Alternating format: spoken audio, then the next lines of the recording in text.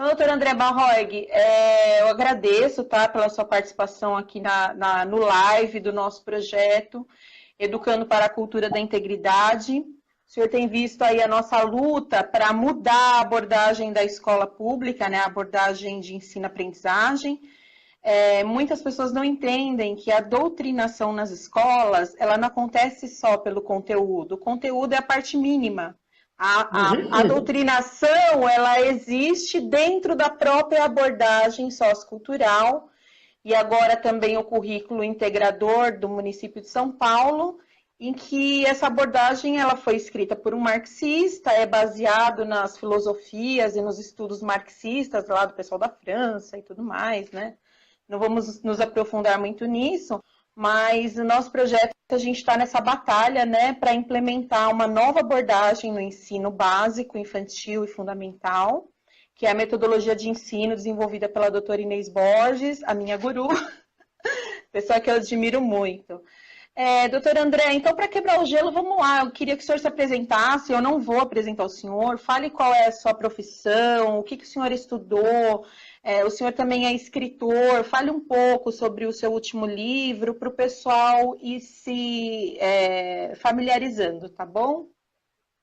Tá ótimo. Antes de mais nada, um prazer enorme estar aqui com vocês. É uma parceria que nós estamos prometendo desde o ano passado e acho que agora começa a sair do forno com esse momento aqui. Bom, esse tema que você me trouxe é um tema de suma importância, porque eu acho que está em tudo quanto é discussão, e ele perpassa para o futuro não só das crianças, mas do país inteiro, né? Quero, antes de mais nada, explicar... Bom, meu nome é André Barroig, sou médico, sou psicanalista, sou palestrante, sou professor da Escola Paulista de Psicanálise e do Instituto Paulista de Psicanálise. Sou escritor de livros. Meu último livro chama Em Defesa dos Mortos. Nós vamos falar um pouquinho sobre algumas coisas da tese que eu defendo nesse livro, sobre os efeitos de certas práticas pedagógicas na estruturação histérica de crianças. E por que isso está sendo feito? Por que isso está sendo propositadamente feito? Antes de mais nada, eu queria defender um grupo. São 10 anos que eu estou visitando escolas das mais diversas localizações e contato com inúmeros professores, orientando professores, pais e alunos. Mas sei que muitos desses professores não compactuam com o que aqui, com o que está sendo feito, com o estabelecimento. Então, quando a gente fala em professores, temos que tomar o cuidado de não colocar todos no mesmo balaio. Exatamente, perfeito. Servindo a uma determinada causa de forma voluntária, há outros que estão servindo a esta mesma causa como gado, literalmente sem saber o que está acontecendo, a complexidade das ações que estão em jogo. E o terceiro grupo, que é contrário a isso tudo, mas está sofrendo uma pressão enorme. E tem medo de ser exonerado, né? E tem medo de ser exonerado. É quase hegemônico. É um grupo minoritário esse, mas ele está sofrendo muito. Então fica aqui o meu, antes de começarmos, a minha compaixão diante desse pessoal que está lutando, tentando se virar nos 30 num sistema falido, não monetariamente falido, não. Ao contrário do que muita gente pensa, não é uma questão de falta de dinheiro, mas um sistema ideologicamente falido e que repercute nos piores lugares, no PISA, anualmente, e um buraco que cada vez parece aprofundar-se mais. Bom, isto feito, eu acho que para podermos falar em doutrinação, e as pessoas não ficarem falando como um determinado famoso filósofo diz que é uma direita delirante, vamos localizar um pouquinho no tempo, no espaço, e por quê, e dali mostrar por que algumas coisas estão sendo implementadas que podem passar desapercebido para a população em geral, mas tem com certeza uma função específica. Então, quando você pega o final, a instalação da Revolução Russa, Isso, mas está voltando lá atrás. Não dá para falarmos nos movimentos que estão acontecendo hoje sem dizer a raiz desse processo. A raiz é até anterior. Se você for falar, verificar, por exemplo, o posicionamento de Diderot, de Rousseau sobre educação, o pobre não era para ter acesso, era para ser domado, e só algumas pessoas teriam acesso ao conhecimento. Pois bem, mas vamos nos ater a algo mais contemporâneo. Com a queda da União Soviética, não melhor, com a ascensão da União Soviética, a construção da Revolução Russa, começou a vir à tona uma enormidade de denúncias sobre chacinas. O bom do perverso é que o perverso faz, e como ele não julga a si próprio, ele tende a documentar isso. E eu vou o tempo todo mostrar alguns livros para vocês terem acesso a informações que quiser aprofundar. O livro Negro do Comunismo, de Stéphane Courtois, é um compêndio onde você tem ali basicamente o registro de todas as grandes chacinas soviéticas. Depois também tem as de Mao Tse-tung e todas as outras ligadas ao comunismo. Mas cerca de 20 a 30 milhões de pessoas foram mortas. E isso começou a vazar, inclusive com autores como Solzhenitsyn, lá para fora. E todo mundo começou a ver que a coisa não daria para ser dessa forma em todos os países que adotassem o comunismo. Na Itália, então, Antônio Gramsci vem com uma noção de que você precisava entrar, difundir a ideia marxista, mas não uma revolução por armas, e sim uma revolução cultural, ocupando espaços da mídia, da cultura e, em especial, na educação. Não podemos deixar de falar, também mais tarde, na Escola de Frankfurt, e não vou falar sobre todos os autores, mas dois aqui nos trazem um ponto importante. Primeiro, Theodor Adorno, que trazia a noção de que, para você poder instituir um socialismo num local, você precisava destruir a célula máter da sociedade, que seria a família. Ao destruir, por que destruir a família? Porque a família pressupõe duas coisas. Primeiro, a transmissão vertical de conhecimentos e de estruturação moral. Então, pais ensinam os filhos a relacionar-se com o mundo. Segunda coisa, você só construiria um determinado patrimônio se você tivesse alguém para deixar. E aí, o Estado não poderia ter posse daquilo. Então, a família, como pressupõe a transmissão vertical de uma moralidade e também a transmissão vertical de patrimônio, ela é a célula que impede o crescimento, instalação de qualquer processo marxista.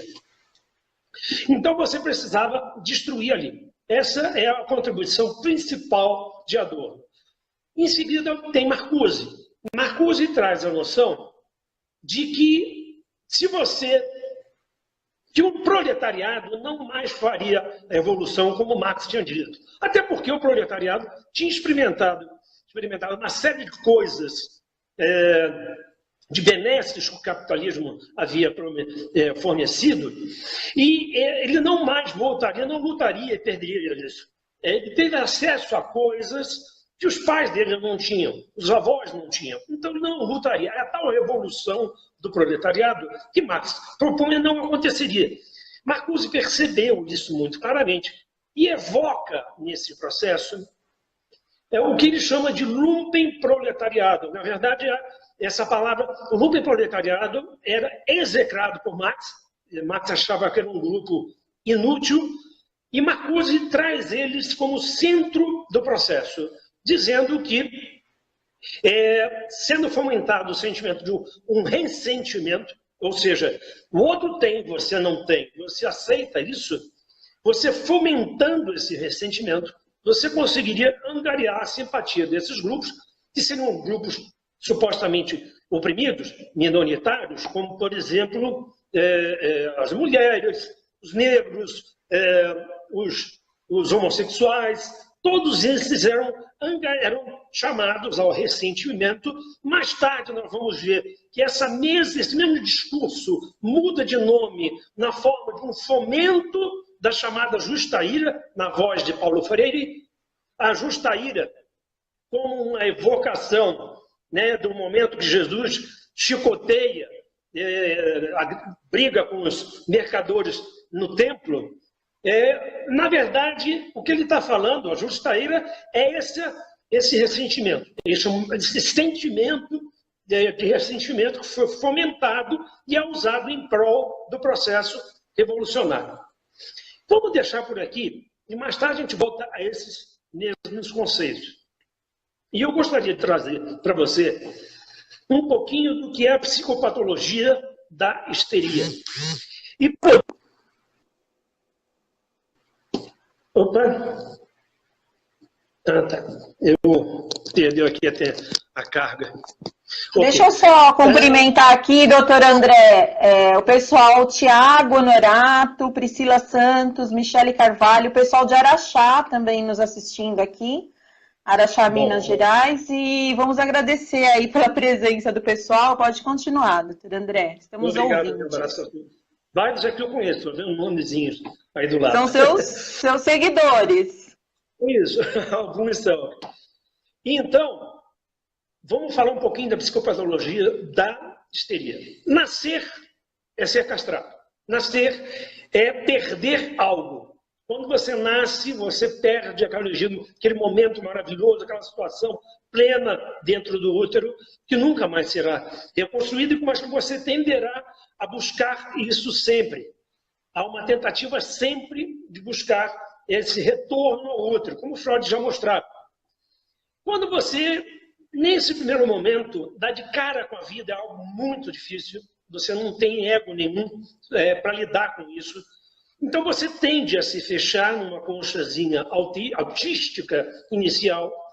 Por outro lado, a contribuição, na verdade, do cuidado materno vai fazendo com que você perceba a sua dependência de alguma outra coisa. No primeiro momento é um seio, é um colo, uma voz, um cheiro, são objetos parciais, e num segundo momento será percebido como uma mãe inteira. Mas continuaremos vivendo uma série de castrações, como você está lá, fazia o seu cocôzinho na fralda, quando você queria, alguém depois vinha, limpava, passava talquinho. Agora não, agora você tem que sentar no troninho e fazer o cocô na hora que a mamãe quer. Quer dizer, ali você também sofre um processo de interdição. Aos poucos, você vai vendo que cada vez fica mais difícil voltar àquela plenitude pregressa. Por outro lado, e aí eu pergunto, onde é que está o papai nessa história? O papai nessa história não é percebido. Eu tô preocupado porque o meu celular está aquecendo. Está dizendo aqui que está aquecendo. Ah, mas eles avisam isso mesmo. E ele está falando aqui, vou tentar tirar a capinha. Um segundo. Tira a capinha que é melhor. Estou preocupado, hein? Está quente ele mesmo. O senhor está com algum ventilador ligado próximo? Um instantinho.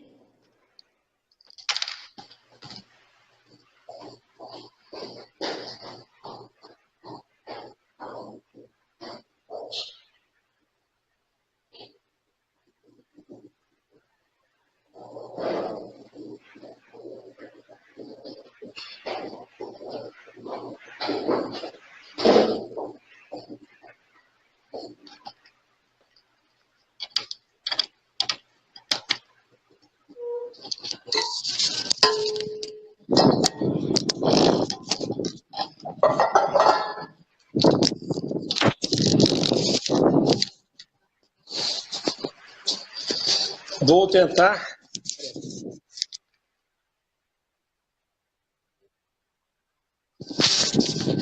Vou tentar ficar segurando aqui o ventilador. Bom, então, onde está o pai nessa história? pai, no primeiro momento, é percebido como uma figura, parte da figura materna.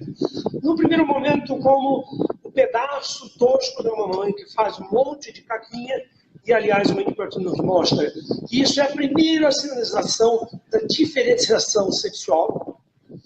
E aí, em segundo momento, papai é percebido ainda como um pedaço da mamãe, mas um pedaço duro da mamãe que sobrevive às agressões, às birras e tal. Esse é o pai funcional, como o Winnicott nos mostra. Mas ainda não há diferenciação do pai e mãe.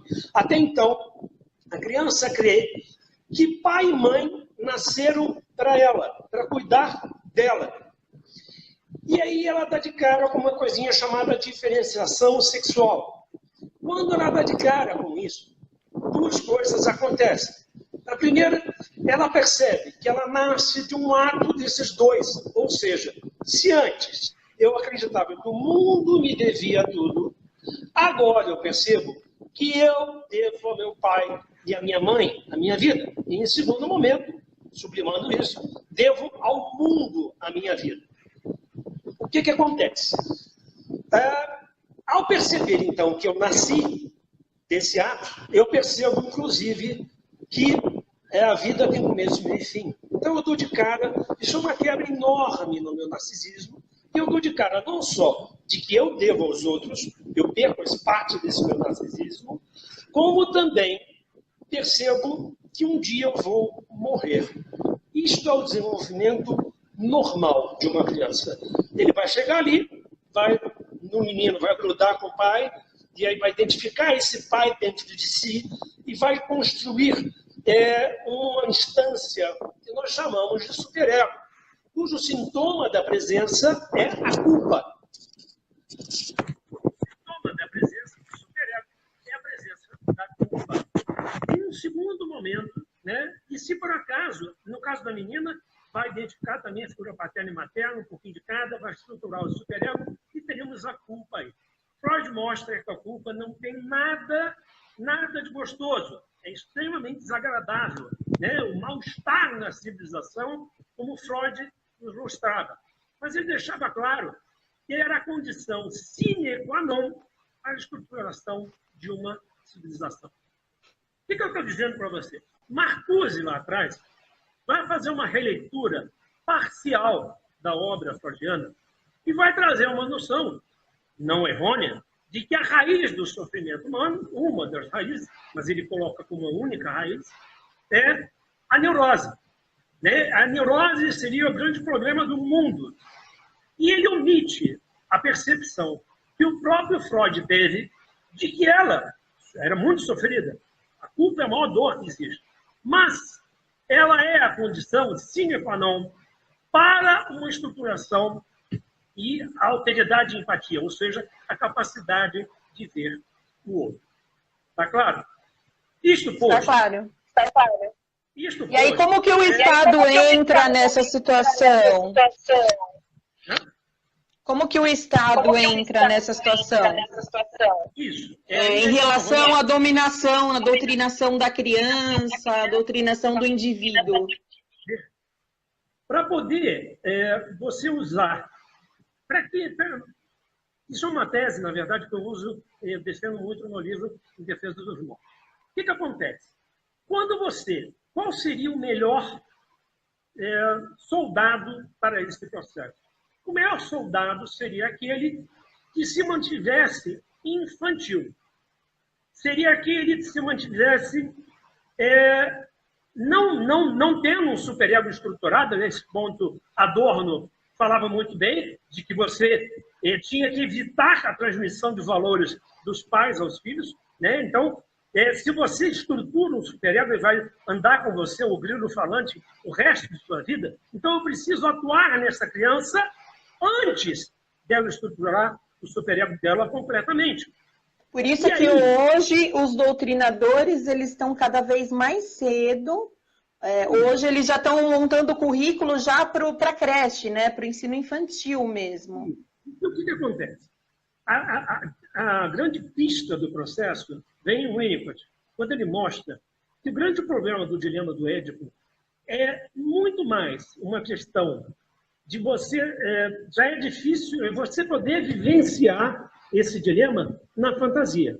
A criança não tem ego para vivenciar isso no campo do real. Ele suporta, às vezes nem isso suporta, no campo da fantasia. Então, alguns pesquisadores perceberam que se você introduz a sexualidade no campo da realidade de forma precoce, você impulsiona uma defesa, a estruturar uma defesa. E que defesa é essa? Teriam basicamente duas, que é a tese que eu defendo no livro. Uma é negando uma das figuras parentais, no caso, a figura do pai. E ele, com ele, negando, consequentemente, toda a relação com a lei. E aí você vê, entende por que o jovem hoje tem uma enorme dificuldade em suportar frustrações e ser interditado. Mas uma segunda estrutura que acontece é a histeria, porque ele regride até a posição oral, e ali você tem uma série de características. O indivíduo que se mantém em ponto de fixação oral, ele é infantil por natureza. Ele quer ser cuidado, então um estado gigante que o cuide é sedutor. Ele quer ser cuidado, ele quer acreditar numa utopia, que tudo vai ser lindo, que vai ser maravilhoso. Perceba o quanto é bom para um Estado totalitário, um Estado que tenta, vai ter que destruir o núcleo familiar, vai ter que causar uma sexualização precoce dessa criança para ele regredir, ficar num quadro histérico, e no quadro histérico ele berra, que nem uma criança, ele faz muito barulho, em todo o processo. Então, ele é um ótimo só. Ele acredita em utopia, ele acredita em alguém que vai cuidar dele, ele acredita que ele é muito especial, porque a criança acredita que ela é o centro do mundo, que ela é todo o mundo, nasceu para ela. Então, quando você tem um histérico, ele é um ótimo instrumento revolucionário. Ele é um ótimo soldadinho para o processo revolucionário. Eu queria fazer uma pergunta para o senhor, no seguinte sentido. Nós estamos aí, pelo menos no Brasil, eu penso que a doutrinação, descaradamente assim falando, há 30 anos, né, depois do regime militar. Então, assim, eles primeiro doutrinaram os pais, né, dessas crianças, né, a geração anterior. Na fase adulta, usar essa questão de ego, de superego, de neurose, toda essa coisa toda, da fragilidade do ser humano, doutrinar uma geração adulta e hoje já estão doutrinando os filhos dessa geração. E essa geração adulta, que são os pais, eles não conseguem perceber isso que está acontecendo, porque eles já passaram por esse processo também, é isso que o senhor está explicando? De uma forma bem simples. Paulo Freire, nosso patrono da educação, né, foi, aliás, um dos motivos, eu vejo, como o disparador da contra-revolução de 64, é que Paulo Freire estava engendrando todo um plano nacional de educação. E aí entra a contra-revolução e você vê que nunca se vendeu tanto livro de Paulo Freire quanto nos anos 70. Ele vendeu horrores ali. Então, o que aconteceu? Você foi tendo todo um discurso hegemônico dentro da educação. Entenda, esses produtos culturais de sexualização precoce, o tema é vasto, teria mais 7 horas a gente conversando, mas entendeu o seguinte, esse produto ele é resultado final que nasce naquele momento, quando Paulo Freire traz isso à tona. Depois, nos anos 70, um governo que botava educação moral e cívica, que é o SPB, para todo mundo fazer, e quem dava as aulas eram, na verdade, ativistas de esquerda, eram quem dava. O livro que se usava era Paulo Freire. Você tem um discurso hegemônico em Vygotsky e Paulo Freire. Eu, outro dia, estava dando um curso para 100 professores e eu disse, vocês são doutrinados. E eles disseram assim, né, negaram, né? E eu falei, então levanta a mão aqui, quem leu Trível e Quadrível? Ninguém levantou. Eu pergunto direto para o pessoal o que é, ninguém sabe. E ninguém levantou. Eu disse, quem aqui leu Pedagogia do Oprimido? Ou Pedagogia da Autonomia? E todos levantaram. Eu disse, quando você tem uma visão única, unilateral, hegemônica. A hegemonia é doutrinação. Consequentemente, o que você tem é e vamos entender, o patrono da educação, Paulo Freire foi, quando você pega, por exemplo, a pedagogia do oprimido, na verdade, um compêndio de todas essas orientações feitas por Marcuse, por Gramsci. Ele nem é um livro pedagógico, ele é um livro, um modus operandi de implantação marxista. Quando você ainda tem pedagogia da autonomia, ele tenta colocar alguma coisa em termos de técnica pedagógica, mas pedagogia do oprimido é puramente isso. Ele subverte o processo, usando, inclusive, como base, uma tentativa de diminuir o valor, usando palavras com efeito, como, por exemplo, educação bancária, tentando associar a ideia de uma coisa capitalista, entendeu? E aí você tentando denegrir a educação clássica, né? Na verdade, ele faz um ataque, né, à transmissão de conhecimento, né? Quando ele fala educação bancária, né? Mas toda vez que você precisa instituir uma ideia, o que é uma ideia? Ideia você acordou e você tem aquilo foi testado? Não, aquilo foi uma ideia. Para você colocar uma ideia, você precisa destruir o establishment vigente. Você tem que destruir o modus operandi vigente. E ele fala, e para você, como nós estamos falando, tem que destruir, inclusive, a hierarquia, porque isso remete à visão hierárquica paterna. Então, você tem que quebrar, e aí você horizontaliza as relações. É isso que Paulo Freire prega, horizontalizar as relações. O professor deve sair da sua posição e caminhar entre os oprimidos em amor. E esse amor que ele fala não é o amor. É o amor dessa violência que está aí agora, desencadeada, né? Que ninguém respeita ninguém mais em sala de aula. O amor à revolução. Então, quando você horizontaliza, e os professores, como eu disse, não percebem que estão dando um tiro no pé. Quando você vê, dia a dia, professores sendo agredidos dentro de sala de aula porque horizontalizaram completamente. A criança é incapaz de perceber qualquer autoridade, qualquer verticalização de relação. Não há. Então, o próprio modus operandi e segue. Quando o pessoal fala das grandes invenções de Paulo Freire, é porque não leram. Não leram o pessoal da escola de Frankfurt. E muitas das coisas até você vai atrás falar em Rousseau e Diderot. Não houve grandes invenções. O que ele coloca, ele sistematiza, bota com uma cara tupiniquim, tapioca, fubá e caruru, e tudo virou uma coisa brasileira. Então, eu queria pedir uma licença para o senhor fazer uma observação, que é o seguinte. Nessa campanha que a gente está fazendo para o pessoal mudar a abordagem de ensino-aprendizagem nas escolas básicas, eu percebo que os políticos, nem os pais e nem os professores entendem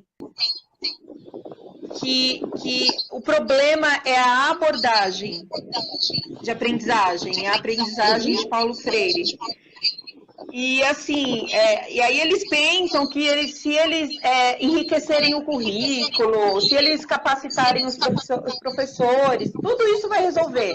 Eles não entendem que tem que tirar, que a doutrinação, ela passa pela própria abordagem. Tá com um pequeno eco? O senhor tá com algum som ligado? Nada, absolutamente nada. Tá no foninho de ouvido, né? Se o senhor puder não mexer o celular quando eu estiver falando, porque senão dá eco. Mas o que eu queria falar para o senhor é o seguinte. Na própria Constituição, no artigo 227, fala que é dever da família, da sociedade e do Estado assegurar à criança e ao adolescente, ao jovem com absoluta prioridade, o direito à vida, à saúde, à alimentação e à educação. Então, eu percebo que já desde a Constituição, a gente já está refém do Estado. Então, a doutrinação, ela atingiu todos os níveis, em termos de leis, em termos de abordagem de aprendizagem. E o que a gente pode fazer em termos disso aqui no Brasil? Vamos entender que isso é muito maior. Se você pegar Pascal Bernardin, Maquiavel Pedagogo, você vai ver que a Unicef preconiza que pais são péssimos transmissores de valores, que cabe ao Estado e a professores fazê-lo. Isso está na Unicef, isso está no Estatuto do MEC, o MEC corrobora isso. E é interessante que os professores, aqueles mesmos que defendem e que depois se sentem exaustos, exauridos, porque você mal consegue estruturar, ajudar o seu filho a estruturar o seu superego, imagina você com 30 crianças. Não vai fazer. Gente, não é à toa que no final da Primeira Guerra Mundial, com a morte dos homens, e a mulherada foi para o mercado de trabalho, e entenda que todo mundo fala que as conquistas femininas foram feitas porque queimaram o sutiã. Foi não, foi a indústria, precisando de gente, a reconstrução europeia, pós-guerra, recruta todo mundo em jornadas de 12 a 14 horas de trabalho. Essa mulherada foi trabalhar, ficou sozinha, as crianças eram criadas em galpões na Alemanha. E aí Freud percebe que estava acontecendo algo, no seu Psicologia das Massas e Análise do Eu, ele mostra muito bem que percebia crianças perdidas e ávidas por uma figura messiânica. Gente, o que está acontecendo exatamente hoje? As crianças estão sendo criadas pelo Estado. Na última eleição para prefeito em Campinas, um candidato estava propondo que as crianças ficassem até as 10 da noite nas escolas. De 7 da manhã às 10 da noite. De 7 da manhã às 10 da noite, não há pai e mãe. Você não consegue construir a figura paterna e materna no imaginário dessa criança. Não tem como. Consequentemente, você pode usar esse indivíduo como instaurando uma instância histérica para que ele serva ao processo revolucionário. Então, algumas pessoas falam, você parece teoria da conspiração, estão fazendo de propósito. Isso é claro, sim. Mas isso vem sendo feito há muito tempo. Como você disse, a nossa Constituição já está alinhada com esse processo. Mas se você pega já o Manifesto para a Educação de 1932, você já vê uma série de coisas alinhadas com esse pensamento. Entendeu? Então, é claro que não é só dentro da educação, tá? Isso acontece, essa erotização precoce, a entrega. Tem um livro muito bom, vou dar outro texto para vocês verem. O Desaparecimento da Infância, do Neil Postman. Neil Postman é um professor de jornalismo da Universidade de Nova York. Ele mostra a destruição sistemática da infância, e olha que ele usa dados dos anos 70, que já eram assustadores. Ele mostra que o que mata a infância é a entrega dos mistérios. A entrega dos mistérios. O que separa a infância da vida adulta é a presença dos mistérios. Quando você mata isso precocemente, você destrói a infância. E eu vou além. Você estrutura, faz uma estruturação histérica, corroborando parte do que eu falo, mas numa visão psiquiátrica. Daqui, A Mente Esquerdista, do Larry Rossler. É outro livro que corrobora essa estruturação histérica como resultado dessa terceirização de filhos que nós estamos vendo.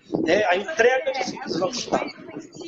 Eu penso o seguinte, agora, eu percebo que cada vez que nós, os conservadores ou a direita, eu não falo nem uma direita política, porque no Brasil a gente não tem uma direita política séria ainda, mas eu percebo que cada vez que nós percebemos em que estágio eles estão, parece que eles sobem um degrau acima. Que, por exemplo, teve lá o currículo, a abordagem de Paulo Freire, né, no ensino infantil, fundamental, etc., que até eles negam, porque eu tenho aula com uma professora que foi aluna de Paulo Freire e ela nega que a pedagogia do oprimida é aplicada no ensino infantil. Ela nega, veementemente. E aí, o que acontece? Hoje, nós temos nas prefeituras de São Paulo e de outras regiões do Brasil o currículo integrador, que nasceu lá, Gramsci, que começa com essa história, passa pela Unesco. E o que faz a escola do currículo integrador? A criança, ela fica lá por período integral e ela fica o dia inteiro brincando. Os professores são proibidos de pegar um papel e um lápis e ensinar a criança o alfabeto. Eles não podem alfabetizar as crianças. Assim, eles não podem ter um currículo programático, entendeu? Então tem lá uma sala de música que é para fazer batucada, tem uma cozinha de confeitaria, aí tem uma sala de descanso para a criança dormir, aí tem as árvores lá fora, né? Porque a maioria dos prézinhos tem, né? Isso, do ensino infantil. E aí tem uma série de atividades lúdicas nessa escola. E a criança vai escolhendo aonde ela quer brincar e desenvolver o saber dela, entre aspas, porque eu nunca vi desenvolver saber se você não dá um direcionamento para a criança. Porque, assim, no meu ponto de vista, desenvolver o saber, por exemplo, a criança desenha um submarino, né? Na imaginação dela lá, ela viu num filme, num desenho, ela desenha um submarino. O professor, ele vai chegar para essa criança e vai ajudar essa criança a investigar de onde surgiu esse submarino, como ele é construído, quem construiu, quais são os maiores submarinos do mundo, e etc, né? E isso é uma questão de investigar e aprender, desenvolver o conhecimento. Agora, a criança ficar desnorteada, feita uma doida, para cima e para baixo. Se o senhor pegar um vídeo dessa escola, é assim, os professores dando entrevista, os professores participando ali da aprendizagem e as crianças correndo e gritando feito louca. Se eu sou professora numa escola dessa, esquece, porque o meu temperamento não suporta. E aí eu fico pensando, doutor André, se isso já não é um estágio acima que eles estão avançado, agora já na cultura do emburrecimento mesmo, de não vamos alfabetizar as crianças, não vamos ensinar nada, que aí entra naquela questão do Rousseau, que ele não tinha interesse nenhum de alfabetizar a massa. Então eu percebo que agora eles entraram no estágio da não alfabetização da massa. Que a criança ela aprende quando ela quer, na hora que ela quiser, e é uma loucura, porque ao mesmo tempo que o MEC coloca uma resolução lá, como se diz? Um objetivo de que a criança precisa ser alfabetizada até os 8 anos de idade, a escola do currículo integrador fala que a criança ela vai aprender no tempo dela, quando ela quiser. E aí que a gente está se deparando com criança de 11, 12 anos, que mal sabe escrever o nome, e quando entra na adolescência, ela percebe que ela está fora do contexto, que ela não sabe ler direito, que vai ser difícil para ele arrumar uma namorada melhor, porque ele não sabe, ele não tem argumentação, ele não tem retórica. A criança ela vai percebendo isso. E ela se sente um sujeito inferior, e aí é o que eu penso, assim, que muitos acabam partindo para a criminalidade, para ter uma questão de poder, exercer um poder e tal, sobre aquela comunidade. Porque, assim, como ele não tem o poder da educação, ele não domina a questão da educação, ele não está alfabetizado, ele não tem retórica, ele não tem lógica, ele não conhece o trivium, né? Então, ele acaba partindo para uma coisa ruim na vida dele. Então, o senhor não acha que ele já está acima agora? A partir então, vamos lá. Olha só. Primeiro, me permite trazer, quando você fala com a sua amiga, nega que foi usado Paulo Freire. Assim como... Né? Amiga Nikita não, Khrushchev, professora. Tá certo. Assim como Nikita Khrushchev negava que o problema era o comunismo, o problema foi o Stalin, o problema foi o Lenin. O problema não foi a Dilma, entendeu? O problema, veja, não é o socialismo, é a Dilma. Então você pega o bode expiatório, ele limpa todo o processo. Como você pode dizer que não há Paulo Freire, se há uma horizontalização completa, você tem fomento da justa ira, você todo dia recebe vídeos, como eu recebo, de professores fomentando a raiva de classes, fomento da justa ira, ressentimento puro, a busca supostamente por uma educação crítica. É claro que é unilateral, de crítica não tem nada, é unilateral, mas veja, e você vai dizer para mim que isso não é Paulo Freire. Ela vai negar eternamente, mas a utopia ela deve ser negada, porque ela é utópica. Nada vai atingir aquilo lá. Então, sempre, não. Nós não conseguimos ainda colocar o que precisa. E você vai conseguir manter ela no processo imaculado. Bom, segundo ponto que você me traz aqui é a questão da criança... você acreditar que a criança pode construir um conhecimento do zero, que é outro problema que nasce ali em Vygotsky, Paulo Freire, e que é uma das grandes vamos dizer assim, de grandes questões é você acreditar de uma forma russoniana que o ser humano é perfeito por natureza, né? E que você pode evocar esse potencial dele. Sozinho o conhecimento vai fazer. Não tem como. Eu vou te dizer uma coisinha. Eu tenho proposto a um monte de escolas discutir uma coisinha chamada neurofisiologia da aprendizagem. Ciência pura. Trabalho, por exemplo, do pesquisador Eric Kandel sobre a memória, deu a ele o Prêmio Nobel de Medicina de 2000, mostrando o que é, como funciona a aprendizagem e a memória. Ninguém quer saber disso. Nenhuma escola quis ouvir, porque precisa acreditar nessa falácia de que, como de uma forma histérica, perceba, é histérico, é infantiloide, a criança vai sozinha adquirir, construir um conhecimento na sua relação com o mundo. Não funciona assim. E aí tem um autor chamado Pierluigi Piazzi, eu não sei se você conhece ele, professor Pierre. O professor Pierre mostrava que o grande dano, dois grandes danos dessa forma de pedagogia é que a inteligência ela cresce todo dia um pequeno degrau. E aí já cai por terra totalmente a noção que você tem do Ministério de aumentar cada vez mais a carga. Como você mesma disse, cada vez mais horas de aula para uma criança. Não é isso que está faltando. Então, todos os dias você cresce, na verdade, um pequeno degrau. E quando você acredita que a criança vai construir o conhecimento por ela mesma, e ela não o faz, o que acontece é que você perde esses degraus. Ou seja, se teu filho está numa escola dessa, indica que o colega que está num sistema, sem querer fazer propaganda aqui, mas um sistema que segue um pouquinho mais isso, aliás, nasce no PIR, é o pessoal do ângulo, por exemplo, onde você tem degrau por degrau todos os dias, o teu filho está perdendo e o outro está subindo os degraus. Ele nunca mais acompanhará aquele. Teu filho perde. E aí depois a esquerda coloca a culpa que só os ricos conseguem as coisas. Só que eles organizam currículos que não são competitivos com a escola particular, né? O problema é que quando você fica nessa, não vou usar um termo um tanto quanto chulo, me perdoem, mas esta masturbação mental de que seu filho vai construir algo do nada, entenda, você está perdendo tempo.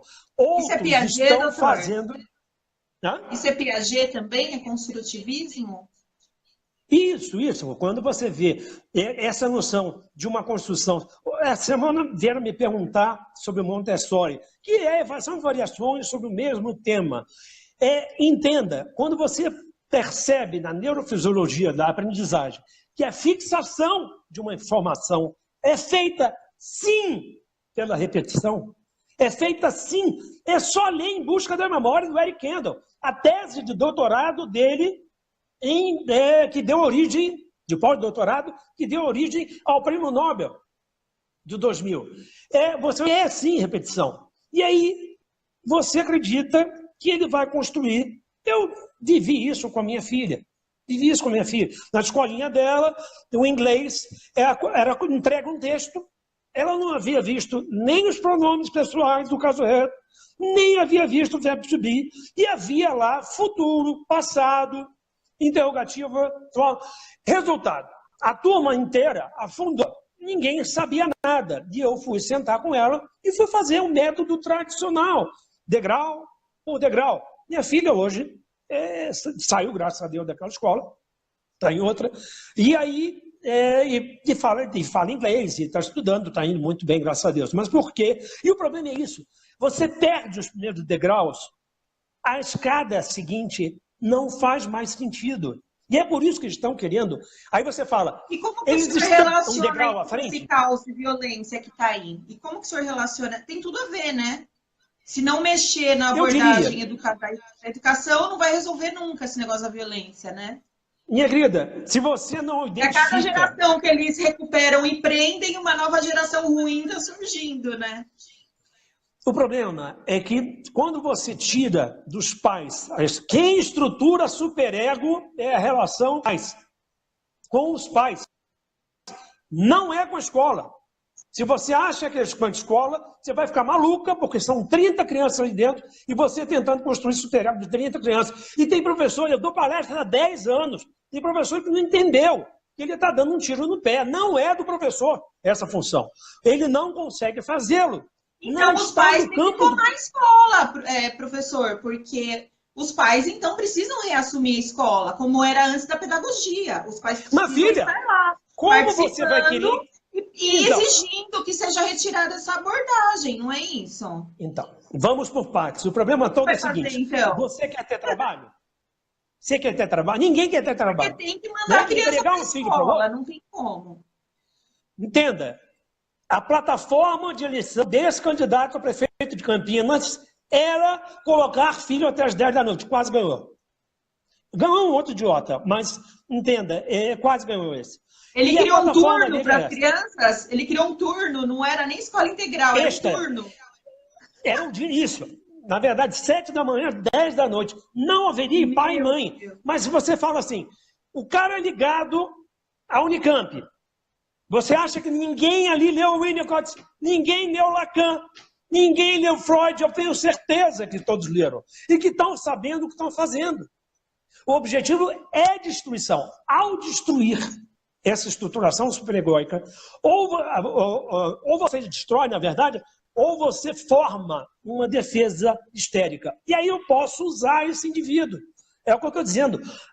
A criminalidade vai para o lado desses que se estruturam de forma perversa. Para os outros, se tornam ativistas políticos e fazem... defecam na foto do Bolsonaro, fazem não sei o quê, tiram a roupa em frente dentro da igreja. Tem uns negócios que você vê que é histérico. É histérico, histérico fazem grita. Assassinato então, de reputação. O objetivo, entenda, por que está sendo feito isso? Por que está sendo recrutado? O que pais precisam fazer? Bom, existem 2 tipos de pais. Aqueles que não queriam a paternidade, a maternidade, e os outros que queriam exercer isso. Os outros queriam ter um filho por algum motivo, para ganhar alguma coisa, para ganhar espaço no grupo do condomínio, para a mamãe me ver, é outra coisa. Mas vamos entender, aqueles que estão preocupados com seus filhos, isso precisa ser revisto. Primeiro, entender que se teu filho está nessa escola, que cada dia ele vai construir o conhecimento dele, é uma escola que se baseia numa visão wilsoniana de uma perfeição humana que não existe. Não vai acontecer. Não é à toa que nós estamos lá no fundo. As escolas que quiserem que eu vá falar sobre isso, eu me coloco à disposição, eu vou aonde for. Nós vamos falar sobre isso, como funciona realmente a aprendizagem no cérebro. Não é chegar e acreditar que vai dar certo. Ele vai fazer toda uma junção do pensar. Não é assim. Vamos estudar bio. Vamos entender o que é o pensamento. Um bio. Outra coisa, para aqueles que não querem cuidar de filho, entenda, o sistema está muito bom. Você sabia que o Gustavo Iosp fez uma pesquisa, levantou a quantidade de pais que são favoráveis, estão felizes com o resultado da escola dos seus filhos? Chega a 85% dos pais estão satisfeitos. Isso está no livro o Brasil, o que o Brasil quer ser quando crescer, do Iosp. Por quê? Por que isso? Porque simplesmente muitos tinham uma escola, antigamente, hoje em dia já recebe. A criança tem roupa, tem comida, recebe um material. Antes ele tinha um materialzinho reaproveitado, que era apagado, ia com um sapato 752 da Vulcabras, quando tinha. Então, muitos acham que está ganhando um monte de coisa do governo, está legal, está bacana, a escola está muito boa. Não tem nem noção do que está em jogo. Outros adoram colocar filhos, porque é um depósito, né? Eu fico livre dele. É só você ver a quantidade, por exemplo, de mães e pais que trabalham meio período e no outros poderiam estar com o filho e colocam o filho numa creche. Para ficar... Qual o motivo disso? É interessante, a criança faz 1 ano hoje, isso já incutiu tanto na cultura, a criança faz 1 ano hoje, já é colocada na creche. Para que a escola assuma, e graças a Deus, Os próprios pais menos quebram tempo... o vínculo, né, familiar. Os próprios pais que ajudam a quebrar o vínculo familiar, né? Mas isso vem sendo colocado desde Adorno, desde lá de trás. Essa destruição da família. Quanto mais você destruir isso, mais o projeto socialista avança. É extremamente salutar para o projeto socialista. Quando teve as manifestações aí, e eu fui para a rua também, me lembro de pegar no microfone, subir num trailer daquele e dizer: vocês estão aqui falando em Moro, sem tirar o mérito do Moro, de tudo. Vocês não estão falando de quem realmente impediu, ou pelo menos freou, porque, como você disse, parece que eles avançam sempre, e realmente avançam. Quem é que freou o avanço completo e a instalação de um processo como a Venezuela aqui? A família. A família, aquele que se preocupa com seu filho. É esse grupo aí que precisa voltar. Se você se preocupa, volte, faça a sua função. Pai é pai, mãe é mãe. A gente pode, em um outro momento, marcar para falar um pouquinho sobre isso, mas volte. Se preocupe com o que seu filho está estudando. Não há livro que a minha filha lê que eu não tenha verificado antes. E a gente senta para estudar, principalmente, história e geografia. Não, mas aí o conteúdo é só um problema, porque, por exemplo, o pessoal do Escola Sem Partido, eles querem bater no conteúdo, eles acham que a doutrinação é só o conteúdo, não é. O que eu tô tentando enfiar na cabeça dessa galera, principalmente do pessoal liberal, é a abordagem pedagógica. É a abordagem. Ela que destrói. É a abordagem. Precisa tirar. Os professores são formados na Universidade de Pedagogia na abordagem sociocultural, socioconstrutivista. Aí, inconscientemente, porque não são todos que são de esquerda, não são todos que são marxistas, eu acho que até o marxista ele está num nível de titulado, ele não é esse professor comum, né, o marxista. E aí, esse pessoal que vai para a sala de aula do ensino infantil, eles vão aplicar a pedagogia do oprimido como se fosse a coisa mais maravilhosa do mundo, porque eles foram iludidos, venderam um produto muito bom para eles. É sedutora. Só que hoje nós temos uma professora titulada, que é a doutora Inês Borges, e que desenvolveu uma abordagem para substituir essa porcariada toda. E aí eu fico lá tentando falar para o pessoal, agora nós temos uma opção. Por mais que o melhor é o homeschooling, por mais que o melhor é a educação firme lá dos pais, mas a gente tem que pensar que a gente está no caminho inverso, a gente tem 30 anos de doutrinação. Então, a gente não tem pais estruturados para fazer homeschooling. Então, a gente tem que retomar a escola da mão da esquerda. A gente tem que devolver um pouquinho da escola clássica, do trívio, do quadrível.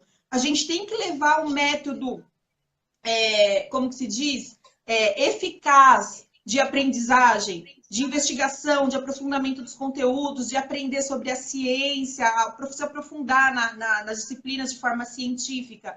A gente precisa de uma escola mais dinâmica, mais empreendedora. A gente precisa de uma escola que agregue currículo interdisciplinar, né? Que agregue currículo com conteúdo, com abordagem pedagógica e não coisas paralelas, como é feito hoje. E aí a gente tenta colocar isso na cabeça do pessoal, o pessoal não entende. É assim, mas tudo bem, eu precisei, doutor, só para concluir, eu cansei de gritar na internet, aí eu fui e me matriculei numa pós-graduação na área da educação, porque eu queria entender o que acontecia na educação, porque a gente é o último no ranking internacional. Nós somos 66º. E aí eu fui investir dinheiro, pagar uma pós-graduação, e eu entendi que o problema está na abordagem e nos temas transversais que são soltos. Né? Precisa padronizar isso de acordo com a cosmovisão das famílias também. Porque a Unesco vem enfiando sexualidade, tem que falar de sexualidade. Aí Paulo Freire fala que tem que aliar com a comunidade. Aí traz funk, com letras proibitivas e de criminalidade, traz não sei o quê. Então, assim, eu fui entender que o problema é esse. Só que a gente fala e o pessoal fica assim, ó. Eu fui lá no negócio do Bolsonaro, entregar um livro para ele da doutora Inês. Você acredita que ele ficou desconfiado? Porque eles estão tão acostumados que os professores são todos marxistas e eles generalizam. Eu tive que falar para eles 3 vezes, Eduardo, esse método da doutora Inês, o livro dela, é pautado nos fundamentos, nos 3 pilares da civilização ocidental. É moral judaico-cristã, direito romano e o terceiro, filosofia grega. E é pautado em valores de propriedade, liberdade e vida. E mesmo assim, ele sentiu uma desconfiança, porque ele falou depois na palavra dele lá no púlpito que essa educação que está aí, esses professores que estão aí, então assim, e aí de repente vão buscar alguma coisa nova lá na Ásia, sendo que a gente tem a nossa cultura aqui que a gente precisa resolver os nossos problemas. Tudo bem, traz tecnologia para a educação. A educação hoje ela precisa ser aliada às novas tecnologias. A criança hoje ela vive num outro mundo, as profissões mudaram, né? Mas a gente tem professores bons aqui titulados, como o senhor, por exemplo, o doutor André, a doutora Inês. Então, por que o Bolsonaro não junta esses professores? Por que ele não convoca esses professores conservadores de direita para trazer essa proposta para ele? Você entendeu? E aí fica nessa questão, meio que dando um desprezo, assim, aqui todo mundo é marxista, aqui todo mundo... E não é! Tem gente muito boa aqui querendo fazer um trabalho bom, sabe? Querendo ajudar o Jair Bolsonaro. E outra, se ele der essa atenção para esses professores, ele vai perceber que 70%, 80% dos professores são conservadores, são de direita. Só que se ele não falar a linguagem que os professores precisam ouvir, parar de falar que professor que faz doutrinação, de modo geral, professor que faz isso, professor que faz aquilo, e não entender que o problema está na abordagem que o professor está sendo formado, ele vai empurrar esses professores para a laje dele. Então, ele precisa trazer um discurso de que os professores precisam ser valorizados, eles são autoridades em sala de aula, eles precisam ter essa autoridade restabelecida, que são as soberanias das esferas, né, doutor André? É a família, a escola, o professor, todo mundo funcionando em sintonia em prol da liberdade do indivíduo. Desculpa, eu me alonguei aqui, mas Não, por favor. Eu fico indignada. Selma, você fala, por que as pessoas não ouvem? Não ouvem porque é cômodo, é o que eu estou te dizendo. 85% acha que está bom, que está muito legal o processo, porque simplesmente não percebem, como você disse, é mais cômodo a gente terceirizar esse filho, colocar ele na escola, é um tempo a menos, e eu consigo na minha academia, eu consigo fazer meu curso. Eles acham que o problema é a consequência, eles acham que o problema é a violência, e não a raiz lá atrás, a educação. Não é a violência o problema, é murro em ponta de faca. E outro problema que acontece é que você está lutando contra uma enorme força política, que vê na própria educação, como eu tento como tese no meu livro, ele tenta usar a estruturação, ele tenta fazer desde cedo uma estruturação histérica para recrutamento desses jovens, como massa de manobra, como soldados. Então, quanto mais histéricos forem criados, mais gente, mais soldados para essa causa eu tenho. Por isso que você vai falar com a grande massa, na verdade o objetivo deles, é o que eu estou te falando. Você tem um candidato em Campinas que é hoje professor renomado da Unicamp, quer dizer, o cara está lá dentro, está dentro de um tal conhecimento que simplesmente ele é favorável ao aumento do tempo das crianças. Quer dizer, esse cara não leu os autores? É claro que ele leu. Ele sabe o que está fazendo. Então, por que não querem mudar? Não querem mudar porque o status quo vigente, ele fabrica soldados para o processo revolucionário. Esse é um dos pontos. Tá? E, como você disse, é muito menos o conteúdo. Na verdade, o conteúdo não é que ele seja não importante. Mas o problema real é o modus operandi. Essa é a forma. E os próprios professores, como eu disse, há uma classe que luta, sim, de forma ativa. Você falou que 80% são conservadores. Não são, não. nesse ponto. Gustavo Iostre mostra cerca de 70% são declaradamente marxistas. Tá? Mas tem um grupo que não é. Então, você tem um grupo que é ativo no processo, sabe o que está fazendo, sabe muito bem. Teve vários que, essas semanas últimas, cortaram no meu Face, estavam no meu Face e eles me bloquearam. Você tem um outro grupo que não sabe o que está fazendo, se viram nos 30 dia a dia, né, com as diretrizes que vêm da Secretaria de Educação, do MEC, e tentam dar conta de alguma coisa e não percebem, inclusive, que essas abordagens horizontais de destruição de hierarquia, de Professor mediador. Professor mediador, que não é professor, é o facilitador. Eles até mudaram de lugar, né? Ele é o facilitador, ele nem mais professor é. Então, perceba que aquele professor que não entende o que está sendo feito, lança a mão desse instrumento, ele paga caro. Ele paga caro. Porque ele fomenta aquilo que já foi perdido em casa. Essa criança já não teve a estruturação pedagógica com pai e mãe. E aí o pouco que podia ser feito com uma figura durante a escola não é feito, porque é tudo horizontal, todo mundo sabe, não há, são diversos saberes. Como assim? A aula é de física, e mas eu sei tornear um parafuso. Pouco importa se você sabe. A aula de física, e é isso aqui que importa, ou seja, aquele é o professor e esse é o aluno. Não, isso não pode acontecer. E é uma autonomia, né? Eles tentam forjar uma autonomia que, na verdade, não existe na sociedade. Não porque existe. Mesmo você sendo um ser humano livre, você sempre vai ter que seguir normas e leis. Você tem até a norma do seu condomínio, você tem a norma a lei da sua cidade, as leis de trânsito. Ninguém é autônomo 100%. A liberdade, ela impõe deveres e direitos, né? Então, e aí eles querem criar uma criança autônoma que não respeita ninguém, que faz o que quer, que fica brincando de aprender. Como que é isso, né? Então, aí ela é criada de uma forma de que ela é muito especial, de que ela tem um conhecimento próprio. Aliás, hoje sobrevaloriza... É uma seita, né? Criançólogos, né? É uma seita. Estão adorando a criança. Né? Isso, exato. Você coloca hoje o novo como algo completamente perfeito. Ele é maravilhoso porque é novo, ponto. E aí, ignora-se uma coisa que eu também falo no meu livro, que é a Enciclopédia dos Mortos, né? Você saber ler o que os outros fizeram. E aí, só que esse indivíduo vai para a sociedade. E ele dá de cara com uma coisa chamada realidade. E a realidade é a seguinte, tu não é tão especial assim. Até porque se todo mundo for especial... Porque não sabe seguir normas, não para emprego. E não consegue parar na faculdade, não sabe o que quer na faculdade. Vai cometer crime, vai arrancar o que ele quer. O pai fica perdendo dinheiro em faculdade também, que o filho fica mudando, pulando de galho em galho de faculdade, porque o filho não foi trabalhado no vocacional quando era criança, e aí ele vai ficar pulando de galho em galho na faculdade, que você vê aí os estudantes toda hora mudando de curso, com 30 anos ainda na primeira faculdade, não por necessidade, mas porque quer.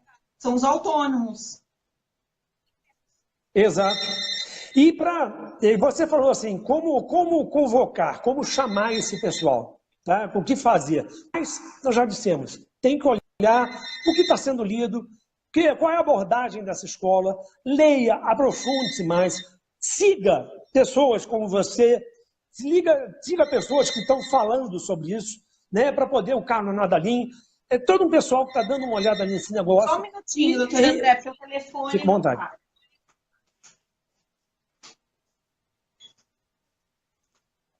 Pronto, desculpa. E para terminar, eu vou falar o seguinte para você. Convocando aqui os professores que não são favoráveis a isso. Veja, a imagem do professor sempre foi aquela imaculada.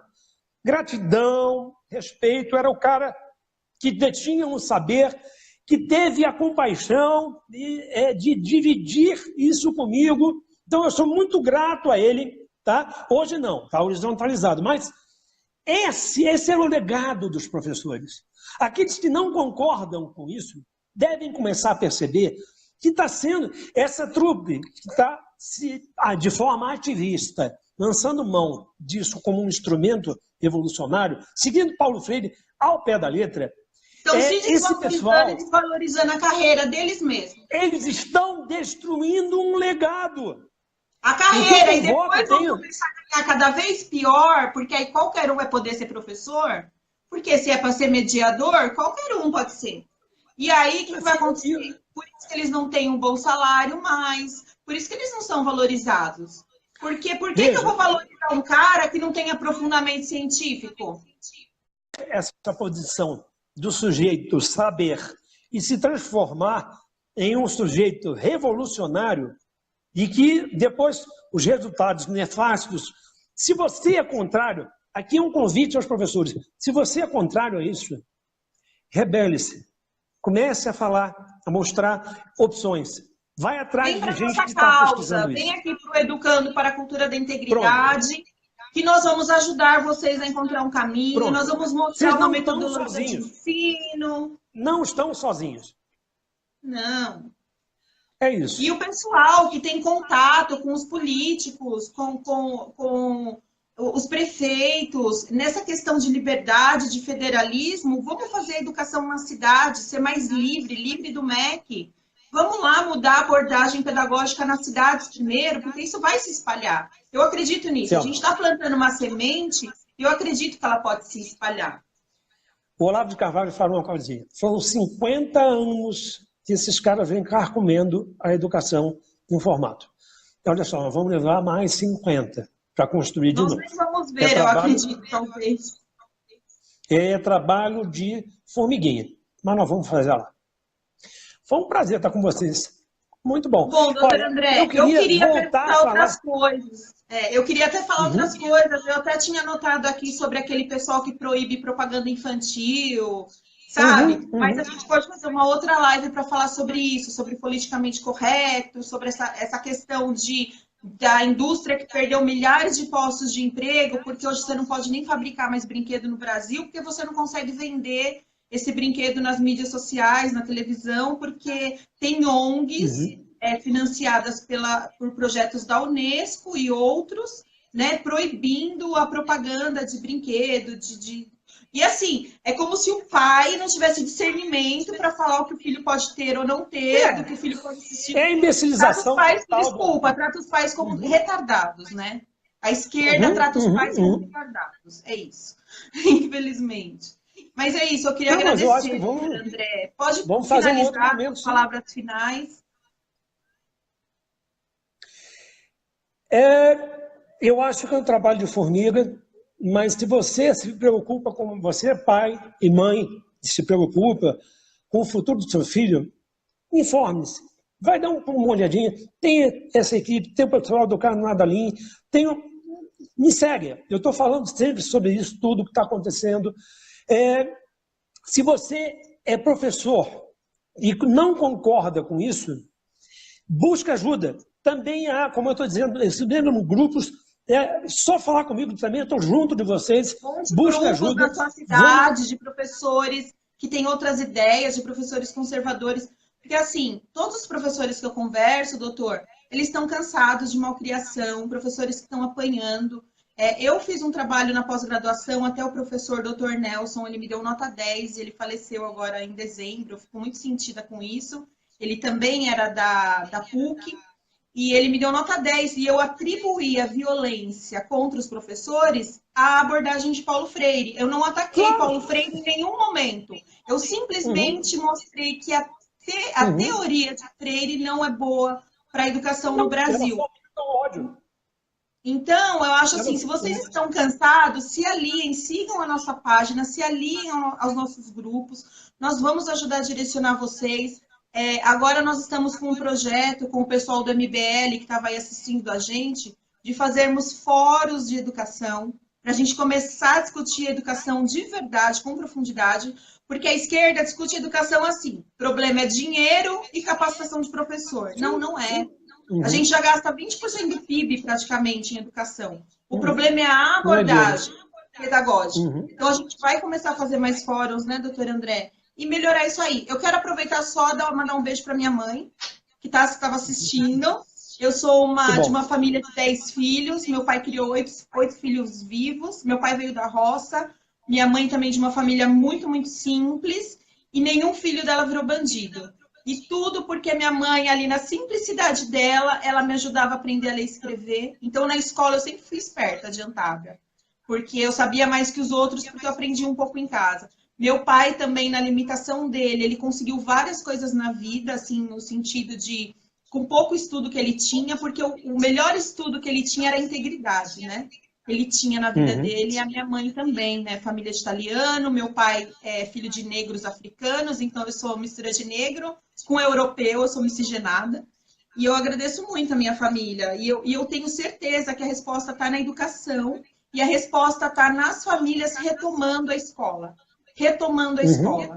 É o direito da família estar dentro da escola. E quem quiser conhecer mais sobre o nosso projeto, nós elaboramos um projeto de lei para ser implementado nas cidades, para a gente retomar a escola. Então, quem tiver interesse, me procure. Ele pode ser adaptado em alguns pontos, em cidades que têm muita oposição de esquerda, mas o importante é a gente conseguir voltar para o ambiente escolar. Porque eles falam assim, na sociocultural, né, que a educação é aliado com a comunidade, eles não conseguem falar a palavra família. Só que essa comunidade que eles falam não é família. E nós queremos colocar a família de verdade, tá bom? Obrigada, doutora André. Deus te abençoe. Obrigado a você. E Tamo vamos juntos. fazer trabalho, palestras, vamos em frente. É de formiguinha, mas a gente chega lá, não é mesmo? Isso, bom sim. Já faz uma propaganda do seu livro antes de encerrar. Eu não peguei ele aqui. Não, eu tenho alguns. Eu vou colocar o link nos comentários, onde o pessoal pode comprar depois. Vamos fazer uma coisinha. Na live depois eu vou botar uma foto dos 5. E aí você mostra. Deixa... Doutor André, só o prometido, né, que nós prometemos, eu vou sortear um livro, um curso, Introdução à Cultura da Integridade, que vai acontecer no Mackenzie, no dia 14 de abril. A preletora vai ser a doutora Inês Borges. Eu vou colar o link do curso aí nos comentários e depois, para vocês olharem lá o conteúdo, e aí eu vou pegar o nome do pessoal que participou da live e vou fazer esse sorteio, tá? Se a pessoa não for de São Paulo, né, vai ser 100% free o curso para essa pessoa. Se ela não for de São Paulo, aí ela pode dar de presente para alguém que mora em São Paulo para participar, né? Mas o curso, ele é aberto, ele vai falar sobre a cultura da integridade, tudo isso está acontecendo no Brasil, toda essa decadência na educação. E aí, pode participar professor, psicólogo, médico, advogado, pessoal de publicidade e propaganda que está cansado do politicamente correto. Então, qualquer pessoa pode participar do curso. Então, depois eu vou colar o link aí embaixo nos comentários e o pessoal que participou da live vai concorrer. E se não puder participar, pode dar de presente para um amigo aqui de São Paulo, tá bom? E depois eu vou fazer uma live. Semana que vem eu vou fazer uma live fazendo o sorteio para essas pessoas, tá bom? Ótimo. Obrigado. Estamos juntos. Obrigada. E vamos continuar depois de um outro. Eu acho que tem muita coisa para a gente falar sobre a gente como vai fazer funciona muita live ainda. A aprendizagem de verdade. A gente vai fazer muito live ainda, a página tem muito para crescer, o trabalho do senhor ainda vai crescer muito. Eu creio que o senhor vai chegar um momento que o senhor vai ter agenda, que o senhor vai ser convocado o tempo todo, porque nós estamos começando a aparecer e assim, a gente está entrando no debate, porque a gente também estava excluído, né, do debate, né? Então, tem uma parcela de professores que querem ouvir o outro lado da moeda também. E quando a gente começar a falar que a nossa proposta vai valorizar o professor, eu tenho certeza que eles vão vir para o nosso lado, tá bom? É o que a gente espera. Obrigada. Um abraço para vocês, tá? Vejo vocês no curso, Tchau. hein? Tchau. Obrigada. Se vê no curso. Tchau. Isso. Como é que faz para desligar? Eu vou concluir aqui, aí ele vai desligar automaticamente, tá bom? Então é isso, então pessoal. Quem quiser ver o doutor André, dia 14 de abril, ele vai estar no curso com a gente. Então, dia 14 de abril também é uma oportunidade para quem quiser conhecer o doutor André pessoalmente, tá? Lá no Mackenzie. Não percam, vai ser uma oportunidade única. Tchau, fica com Deus. Tchau.